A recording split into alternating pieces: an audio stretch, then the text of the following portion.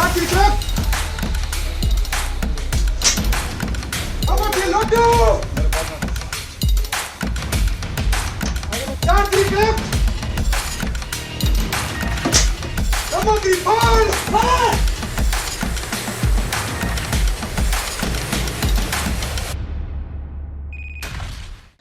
Of control से तकरीबन 1 kilometre दूर हम भारतीय सेना की जिस पोस्ट पर मौजूद हैं उसका बहुत बड़ा इतिहास है।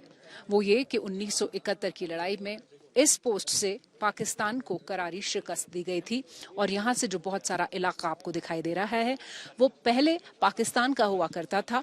उसे भारत ने अपने कब्जे में लिया 1971 की लड़ाई के बाद। और यहाँ से जो आपको आगे नजर आ रहा है, जो गहराई में कुछ घर या गांव जैसे नजर आ रहे हैं, वो पीओके का इलाका है। तो लाइन ऑफ कंट्रोल पर हम इस वक्त डोमिनेटिंग पोजीशन पे इसलिए हैं क्योंकि ये टेरेन हमारे लिए मुफीद है। हम एक अच्छी हाइट पर हैं जबकि पाकिस्तान काफी नीचे है। और इस पूरे पोस्ट की अगर हम बात बताएं तो इस पूरे इलाके में तीनों तरफ से भारतीय सेना पूरी तरह से मुस्तैद है और जो पाकिस्तान का इलाका है वो गहराई में है। तो ये जो पोस्ट थी ऑपरेशन सिंदूर के दौरान, ये बेहद सिग्निफिकेंट और स्ट्रेटेजिक लोकेशन इसलिए थी क्योंकि हम हर तरफ से अपने दुश्मन पर नजर रख पा रहे थे, असेसमेंट कर पा रहे थे कि वो किस तरह की हिमाकत कर रहा है जब वो शेलिंग कर रहा था। और उसके बाद हर तरफ से उसको शेलिंग के जरिए न सिर्फ उसके अटेम्प्ट्स को थ्वॉट किया गया बल्कि उसको नुकसान पहुंचाकर याद दिलाया गया कि जैसा 1971 में हाल हुआ था वैसा ही एक बार फिर हाल किया जाएगा और किया गया। तो ऑपरेशन सिंदूर में ये जो लोकेशन है बेहद अहम है। लाइन ऑफ कंट्रोल पर लीपा वैली का इलाका जो बिल्कुल आपको सामने दिखाई दे रहा है। और यहाँ से अगर हम एरियल डिस्टेंस की बात करें तो पाकिस्तान महज 1 किलोमीटर की दूरी पर आपको दिखाई दे जाएगा। और सीधे पीओके का जो पोस्ट है वो भारतीय सेना उसकी निगरानी करती है। भारतीय सेना देख सकती है कि दुश्मन इस वक्त क्या कर रहा है। तो ये जो पावर है, जो डिफरेंशियल ऑल्टीट्यूड का पावर है, जहां पर हम एक वैंटेज पॉइंट पर हैं ऑपरेशन सिंदूर के दौरान, ये हमारे लिए बेहद कारगर सिद्ध हुआ। ऑपरेशन सिंदूर की सफलता भारतीय सेना को एक ही दिन में नहीं मिली, इसकी तैयारी लगातार चलती रहती है। और आप जो देख रहे हैं वो ऐसा ही एक टनल बंकर, और इस तरह के टनल बंकर्स ने भारतीय सेना के जवानों को उस वक्त सुरक्षित रखा जब पाकिस्तान की तरफ से हैवी कैलिबर फायरिंग की जा रही थी और एक एक दिन में 100 से 150 गोले यहां बरसाए गए। लेकिन भारतीय सेना की एक भी कैजुअल्टी यहां पर रिपोर्ट नहीं हुई। और इस तरह का इंफ्रास्ट्रक्चर लगातार लाइन ऑफ कंट्रोल पर बढ़ता जा रहा है और यही भारतीय सेना की तैयारी है कि खुद को नुकसान पहुंचाए बिना कैसे पाकिस्तान के हर एक हमले को यहां पर जवाब देते हैं और साथ ही पाकिस्तान की फायरिंग को भी रिटेलिएटरी रिस्पॉन्ड देते हैं। यानी कि पाकिस्तान को जब यहां से शेलिंग का अंदाजा भी नहीं था, उसकी पूरी पाकिस्तान की पोस्ट को यहां से तबाह किया गया और हमारे जो जवान यहां बैठे थे पाकिस्तान की कार्रवाई में हताहत नहीं हुए। तो इस तरह का इंफ्रास्ट्रक्चर और इस तरह की तैयारी लगातार भारत करता आ रहा है कई सालों से और उसका फायदा ऑपरेशन सिंदूर में दिखाई दिया। तो किसी भी युद्ध की तैयारी बहुत पहले से शुरू होती है और भारत अपने आप को सुरक्षित रखने के लिए तैयार है।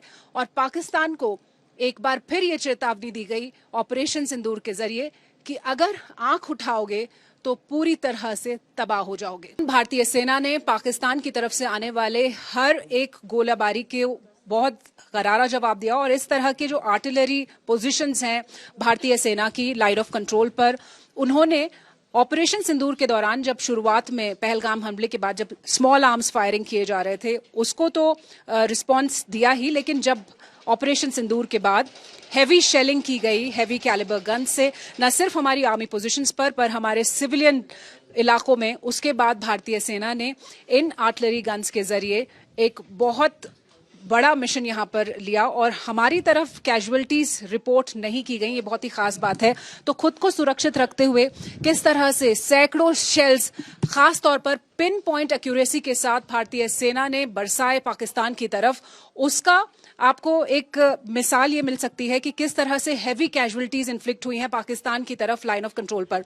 तो जब गोले बरस रहे थे, सैकड़ों गोले हर रात पाकिस्तान बरसाता था, तो हमारे ये जो गनर्स हैं वो इसी मुस्तैदी के साथ, इसी साहस के साथ ऐसे ही डटे हुए थे, खुद को सुरक्षित रखने के साथ साथ पाकिस्तान के आर्मी पोजीशंस को डिस्ट्रॉय कर रहे थे, उसके टेरर आउटफिट्स को डिस्ट्रॉय कर रहे थे और पाकिस्तान को बता रहे थे कि जहां पर बोला वहीं पर गोला। So that is the message that our Indian army is giving.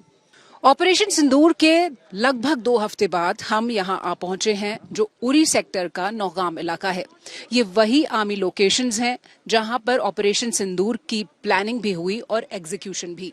और इतना ही नहीं, पहलगाम के बाद जब स्मॉल आर्म्स फायर के साथ पाकिस्तान ने सीज फायर वायलेट किया और उसके बाद जब ऑपरेशन सिंदूर की स्ट्राइक्स के बाद हैवी आर्टिलरी शेलिंग की, तो इन्हीं पोस्ट से पाकिस्तान की तरफ सैकड़ों स्मॉल आर्म फायर भी किए गए और साथ ही हैवी आर्टिलरी फायरिंग भी हुई।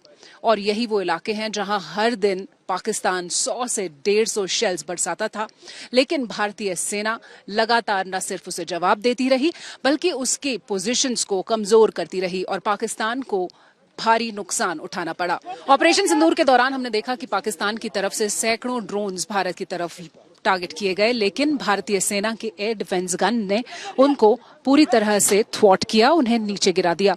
आप देख रहे हैं ये एक जू 23 एयर डिफेंस गन है जिसकी रेंज लगभग 3 किलोमीटर है और ये भारतीय सेना की अपार शक्ति है, क्योंकि एयर डिफेंस के मामले में इसका कोई सानी नहीं। ये जो गन है आप देख सकते हैं कि पूरी तरह से आधुनिक है, पूरी तरह से इसको किसी भी डायरेक्शन में मूव कराया जा सकता है। डबल बैरल ये गन है और ये जू 23 हर डायरेक्शन में किसी भी दिशा से आने वाले एनिमी को मार गिरा सकती है, कि एयरक्राफ्ट हो या फिर कोई ड्रोन हो, उन सबको ये इंगेज करती है। और इसके लिए इसने इस्तेमाल किया आकाश तीर इंटीग्रेटेड कमांड सिस्टम।